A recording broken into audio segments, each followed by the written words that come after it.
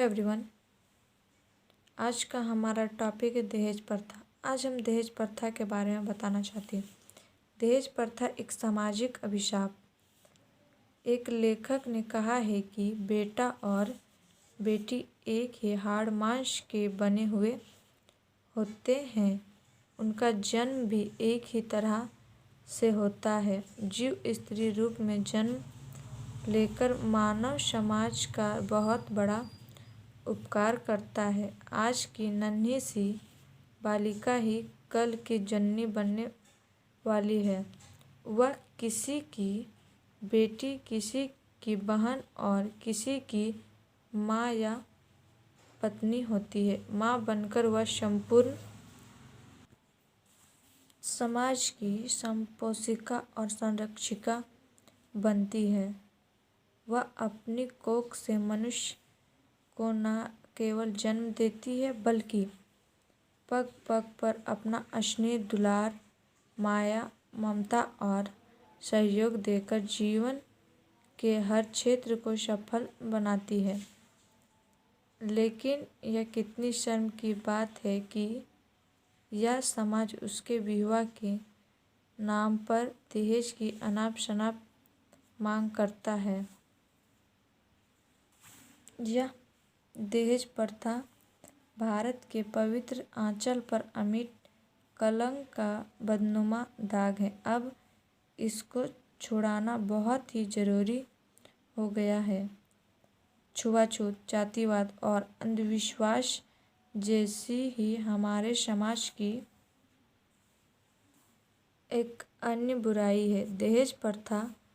यह प्रथा आज जितनी बुराइयों एवं सामाजिक समस्याओं का कारण बन गई है, उन्हें देखते हुए हम इसे सामाजिक जीवन का कोड कह सकते हैं। यह एक ऐसा अभिशाप है जिसकी काली विषभरी छाया ने समाज के शरीर को पंगु और हतचेत बना दिया है। भारतीय समाज का कोई ऐसा वर्ग नहीं, कोई ऐसा जाति नहीं जिससे दहेज तिलक के दंशक ने नहीं ढसा हो। भले ही लेन देन का स्वरूप अलग हो, पर उसका लोभ सभी वर्गों को ग्रसित किए हुए है। सभी जातियां अपने बेटे बेटियों के पवित्र वैवाहिक संबंध लेन देन के बटखरे पर तौलती जरूर है। जिस घिनौने ढंग से दहेज का मोलजोल होता है, लेन देन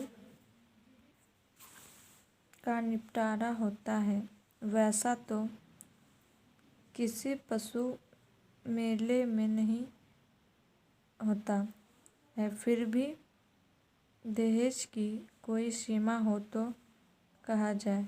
जैसा लड़का, जैसी उसकी योग्यता, डिग्री, पद, पैसा, वैसा दहेज। बाप की मांग अलग, बेटे की जात तमन्नाएं अलग। हर औसत नवयुवक अपनी सारी मनोकामनाएं स्कूटर, रेडियो, कार, टेलीविज़न, विदेश यात्रा की अभिलाषाएं अपने विवाह के दहेज में ही पूरा कर लेना चाहता है। जैसे कन्या उत्पन्न करना कोई भयानक पाप है। उधर पिता की दयनीय दशा पर आंसू बहाती लड़की और अपने भाई को अलग कोसती रहती है।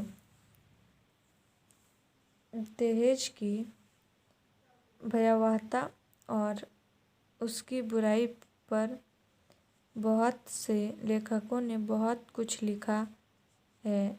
शिवपूजन सहाय की कहानी का प्लॉट इसका अथाह चित्रण है।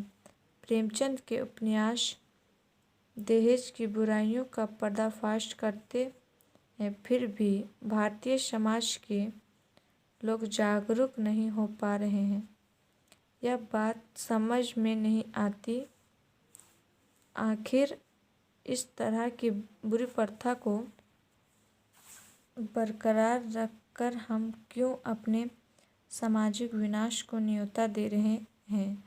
दहेज की बलिवेदी पर प्रतिवर्ष असंख्य युवतियां चढ़ रही है। वे बेमेल विवाह तथा अनेक प्रकार के शोषण के शिकार बनती है।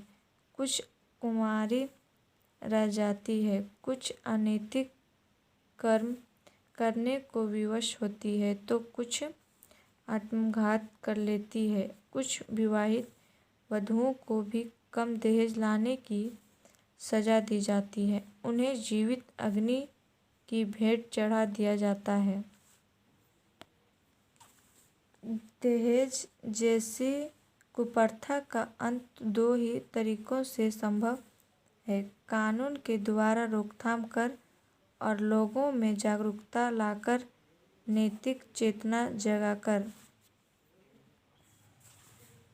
कानून से सुधार संभव है, परंतु समस्या का यह अस्थायी हल नहीं हो सकता। लेकिन नैतिक चेतना के जागरण और हृदय परिवर्तन के द्वारा इस राक्षसी कुप्रथा का सदा के लिए अंत संभव है। नैतिक जागरण के लिए स्वयं युवक युवतियों को आगे आना होगा। इनको स्वयं अपने माता पिता और अभिभावक को दहेज न लेने के लिए विवश करना होगा। दहेज लोलुपों का सामाजिक बहिष्कार करना होगा, उनको कानूनी दंड दिलाना होगा। एंड आप लोग को वीडियो अच्छी लगी तो please like and subscribe my YouTube channel and share ज़रूर करें।